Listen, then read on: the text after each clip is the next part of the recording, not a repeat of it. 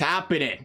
We're like a week away. We're calling it a week. We're going over 3 burning questions for the Cincinnati Bengals entering the 2020 season. Question number 1. Can Zach Taylor continue to grow and improve? It was no secret last season. Once teams figured out Zach Taylor's game plan, which took all of 1 week, he was heavily outcoached and out game planned game in and game out. But as the season started to come to a close, we've seen Taylor gain, more and more of a grasp of things around here, I'd say. Dalton wasn't throwing the ball 45 times a game. And more importantly, we've seen Mixon get a drastic uptick in carries in the second half of the season, which means, again, he's starting to, as a quarterback's coach going to head coaching, where you expect stuff. He wanted to go and use in one system, understanding it didn't work. You expect that stuff. To see that he adjusted, though, later in the season to what would fit this offense better, it's promising. The question is, can he continue to adjust this season and continue to improve that game planning strategy as well with Joe Burrow under the helm this season? Speaking of Joe Burrow, that's question 2. How quickly can Joe Burrow adjust to the speed of the game? Honestly, I think that's my biggest concern.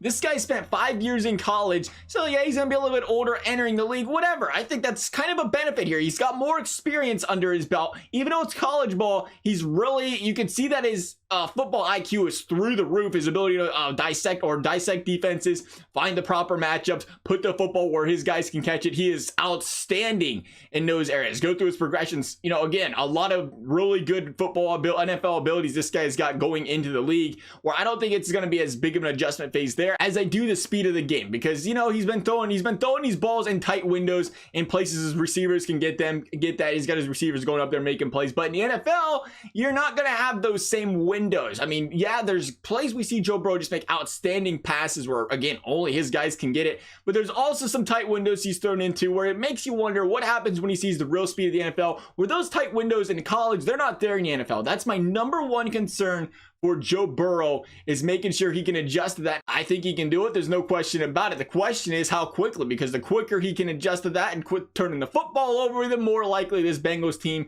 can be a competitor this season.